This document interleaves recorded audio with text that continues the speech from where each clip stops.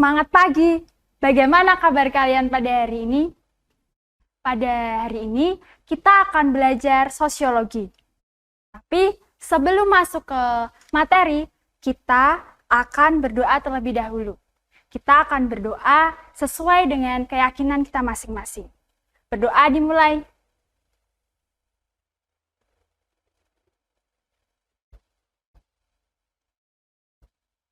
Selesai.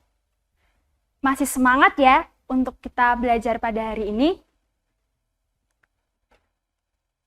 Pada hari ini, kita akan belajar tentang bentuk-bentuk dari interaksi sosial.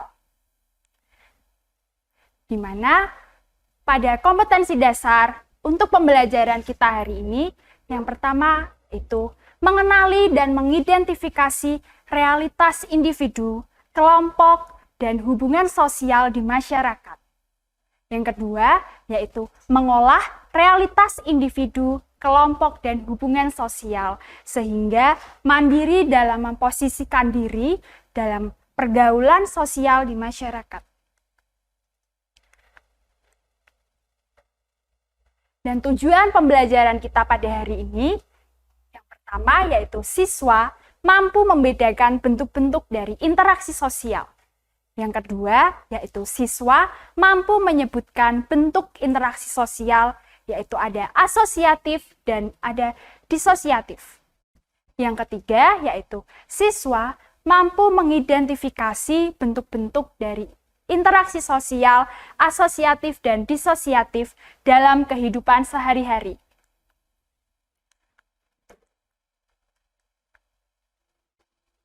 Nah, selanjutnya, yaitu ada dari bentuk-bentuk interaksi sosial. Yang pertama, yaitu ada asosiatif, di mana asosiatif ini adalah interaksi sosial yang mengarah pada persatuan atau perdamaian. Yang kedua, yaitu ada bentuk dari disosiatif atau interaksi sosial yang mengarah pada perpecahan atau konflik yang terjadi di dalam masyarakat. Nah, selanjutnya yaitu ada bentuk-bentuk dari asosiatif, di mana yang pertama ada bentuk kerjasama. Kerjasama merupakan suatu kegiatan yang dilakukan bersama demi tercapainya tujuan bersama, di mana di suatu masyarakat ini memiliki tujuan. Selanjutnya yaitu ada asimilasi, di mana asimilasi merupakan suatu peleburan dua budaya sehingga melahirkan budaya baru dan kemudian meninggalkan budaya lama yang kemudian digantikan oleh budaya baru tersebut. Bisa dipahami? Baik, jika kalian sudah paham, Ibu akan lanjut. Selanjutnya, yaitu ada akomodasi, di mana akomodasi merupakan suatu upaya untuk meredakan terjadinya konflik di dalam masyarakat. Selanjutnya, yaitu adanya akulturasi, di mana akulturasi merupakan percampuran dua budaya yang menghilangkan budaya asli, di mana pada akulturasi ini, budaya lama masih ada dan kemudian berkolaborasi dengan budaya baru. Seperti itu. Jadi bisa dipahami ya. Selanjutnya, kita akan belajar tentang bentuk-bentuk dari adanya kerjasama. Yang pertama, yaitu ada joint venture atau kerjasama dalam bidang ekonomi. Kerjasama dalam bidang ekonomi ini seperti ada dua orang pengusaha yang memiliki ide bersama, ide yang sama untuk memulai usaha baru, di mana usaha tersebut akan dikembangkan bersama oleh dua pengusaha tersebut. Selanjutnya yaitu ada bargaining, di mana sepakatnya suatu negosiasi di dalam masyarakat. Selanjutnya yaitu adanya gotong royong, di mana gotong royong sendiri merupakan suatu kerjasama untuk mencapai suatu hasil yang dituju. Di mana di dalam masyarakat ini terdapat suatu tujuan. Bisa kita contohkan seperti gotong royong untuk menyambut kemerdekaan Indonesia, di mana di dalam masyarakat terbagi, ada yang biasanya memasang bendera atau menghias-hias tempat tinggalnya dengan aksesoris kemerdekaan tentunya. Selanjutnya yaitu ada koalisi, di mana koalisi sendiri merupakan suatu kerjasama antar partai. Yang selanjutnya yaitu ada kooptasi atau penerimaan unsur-unsur baru yang sebelumnya unsur itu belum ada di dalam masyarakat.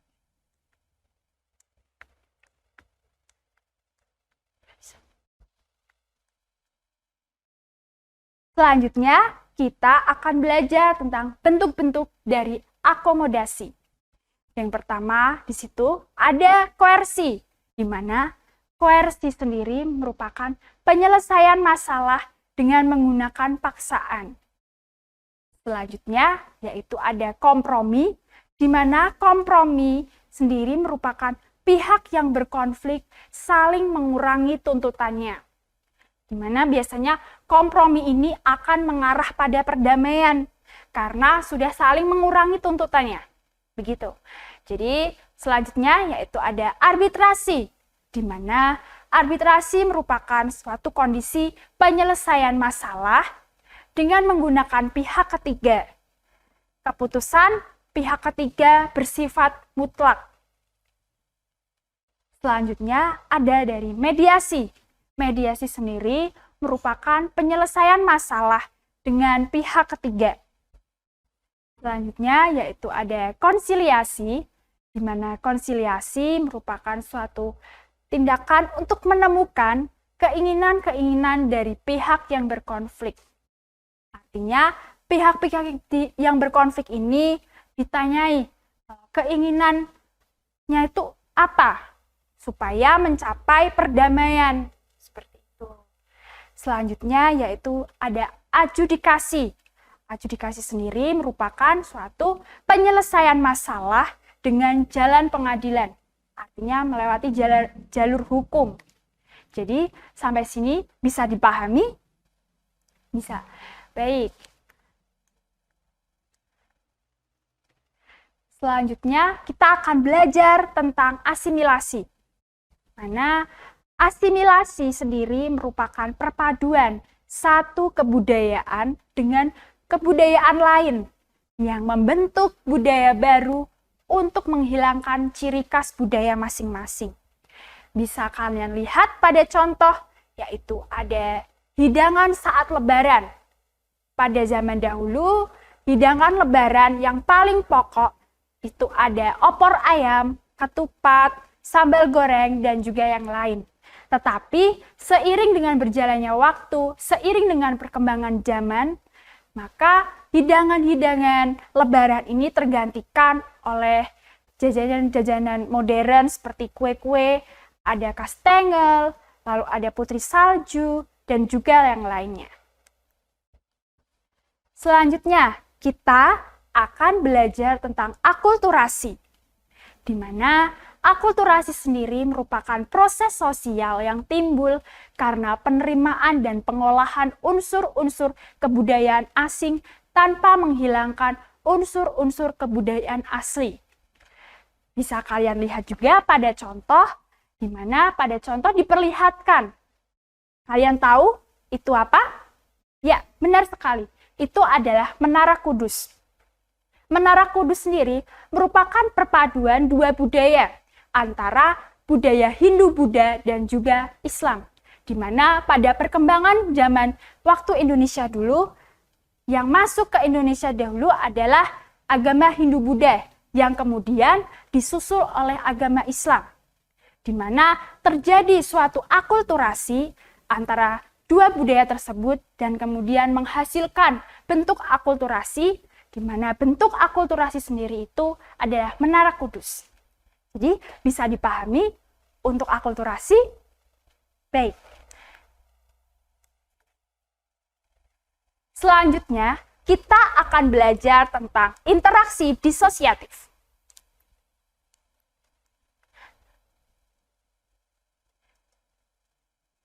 Yang pertama, yaitu adanya persaingan, di mana persaingan adalah suatu perjuangan berbagai pihak untuk mencapai tujuan tertentu. Yang pertama, yaitu ada bentuk-bentuk persaingan, yaitu ada persaingan individu, atau bisa disebut juga dengan rivalitas.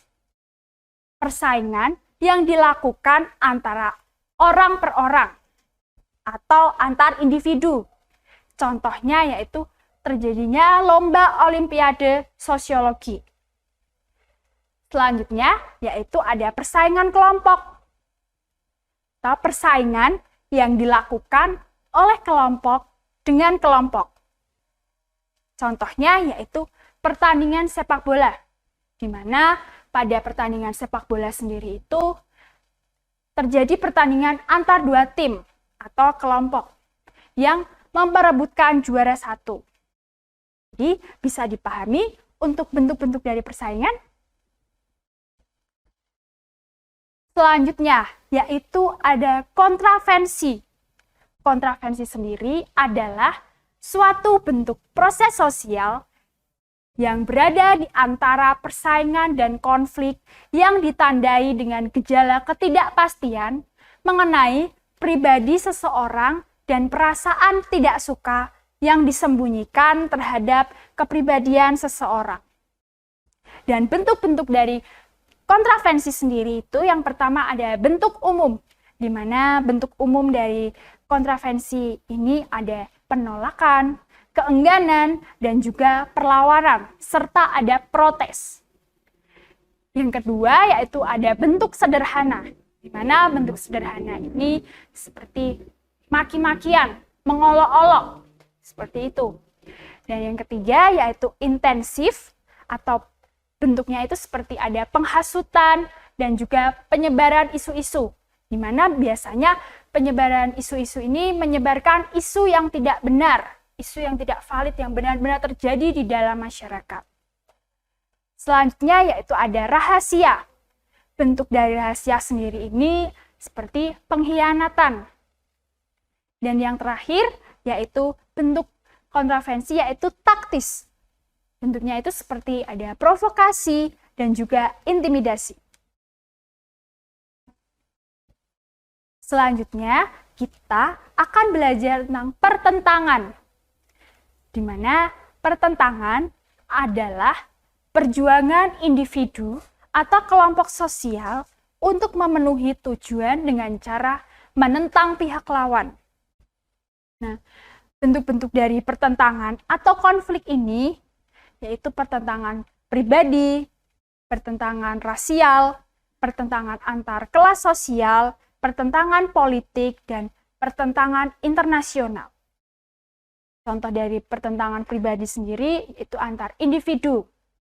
Pertentangan antar kelas sosial biasanya terjadi karena awalnya adanya ketimpangan, seperti dari kalangan kelas atas dan kalangan kelas bawah. Biasanya antara pemilik modal dan buruh, di mana buruh biasanya melakukan demonstrasi karena tidak terima upahnya di bawah rata-rata. Nah, seperti itu contohnya.